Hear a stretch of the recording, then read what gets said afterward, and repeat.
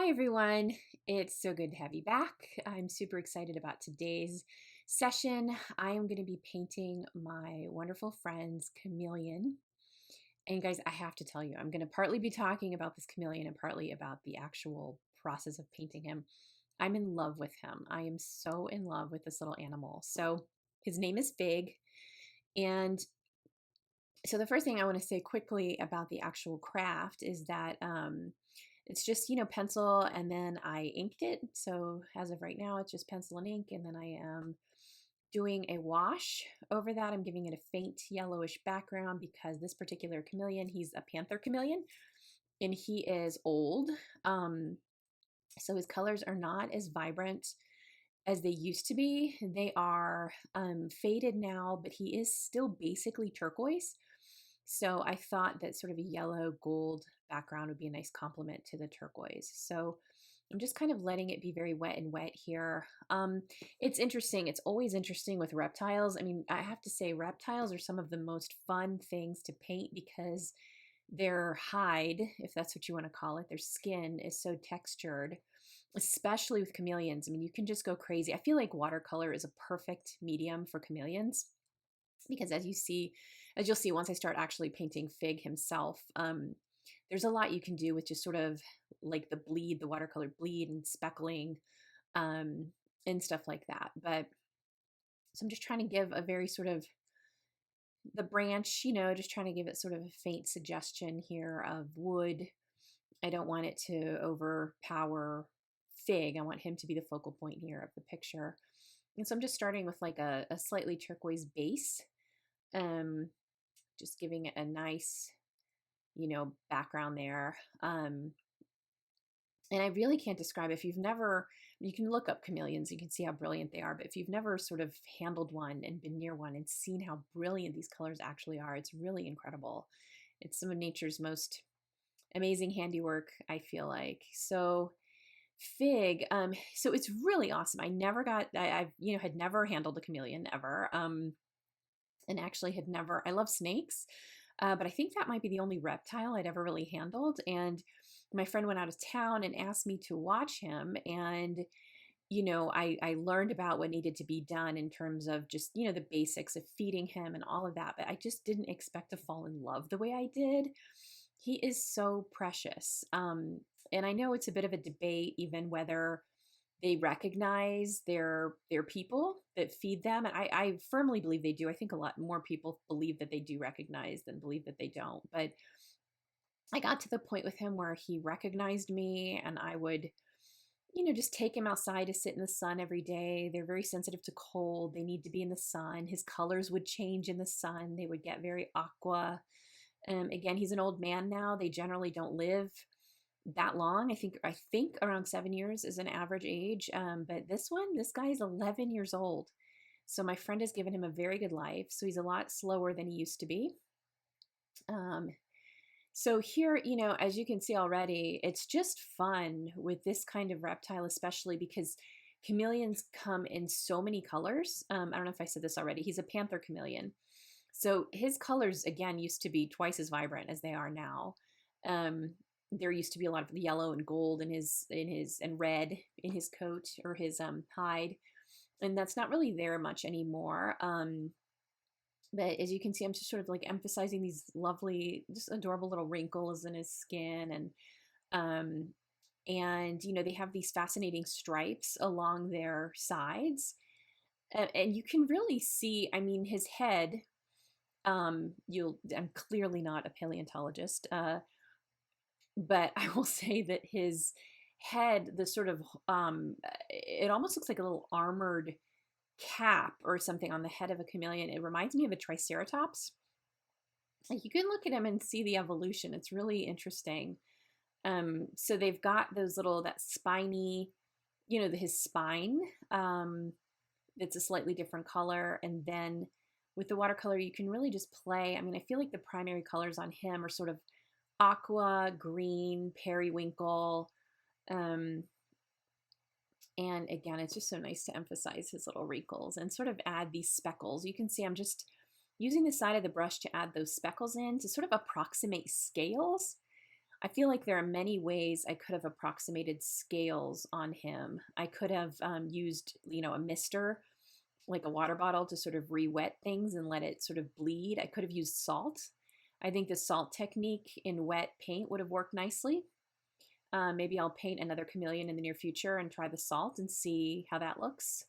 Again, there are so many colors. It'd be nice to have a little chameleon collection. I just saw a video of one chameleon that is red and white, which is also beautiful.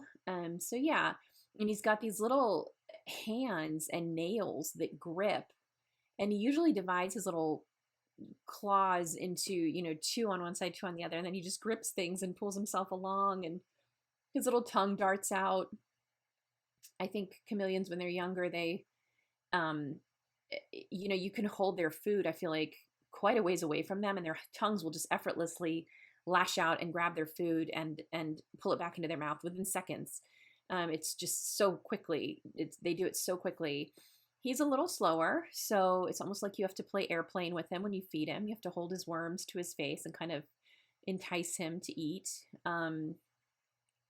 But, and I love this little pose that I caught him in, this very inquisitive, sweet little position that he was in. And he does listen. I feel like he responds to voice quite a bit.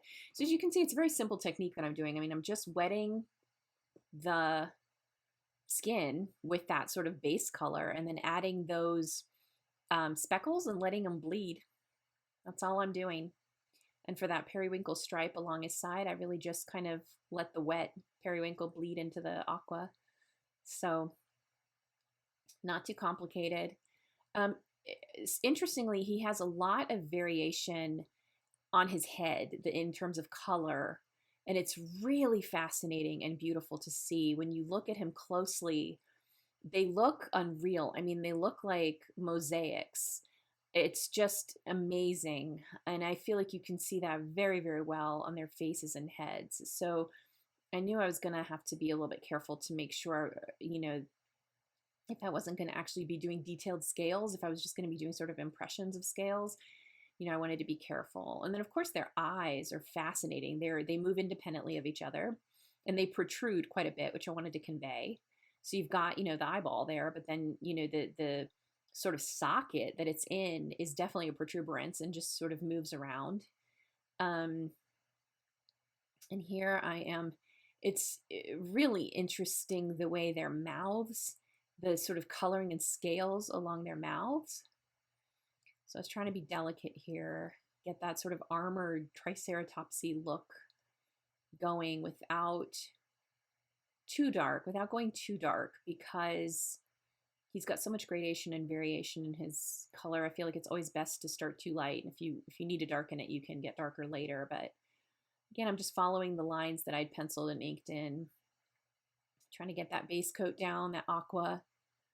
And then I was going to go back in with the green and some of that periwinkle. So I'm emphasizing sort of the front of his eye to sort of let people know, let the viewer understand what the eyeball actually looks like, what the socket looks like. So, and yeah, it was interesting. I mean, in Fig's case, that armor around the top of his head, that little plate, is actually lighter than the rest of him. And it's always interesting when you're drawing a subject, what you want to keep very true to life and what you need to take liberty with to create a good picture. So I went a little darker than I wanted to here. And I went back later and lifted some of it. I wet a brush and just lifted a lot of the dark that I put on his head right here. And then I added kind of a pear color, like a greenish, which he does have. He does have traces of that. I feel like if you are going to paint a chameleon, you really need to be so varied in the color you put on them, or it won't look realistic, because there's just no chameleon will only have, I feel like, one or two colors. Like they will always have this huge, and there you get his eye in there. So I'm making his head really dark, and I'm aware that I don't like it quite that dark. So, but I am liking the expression we have here, that sort of sweet inquisitiveness. And he's so innocent, guys. He's like the most innocent little creature. So precious, so patient, takes his little time. Sorry about the shadows here, guys. So I'm just adding as much of those little scale type details as I can and emphasizing the shadows. And I'm going to finish this last bit up a little more quickly. I sped it up just a little more. We're just getting an idea of how I added the shades and the depth. But I'm really not liking, at this point as I was painting, I knew that I was going to be going back into lift because I didn't like how much contrast he was getting on his face and in some other areas. So I knew I was going to lift. So I wanted, again, to emphasize that protuberance of his eye, his spiny little head, all of that. And in a second, we're going to skip ahead and see what he ended up looking like. Here, I think I'd already lifted a little bit, but now this is what he looks like now. So it's kind of the finished product after I lifted quite a bit. So thank you guys so much for coming. If you like what you saw, please like and subscribe, and I will see you next week. Thanks. Bye.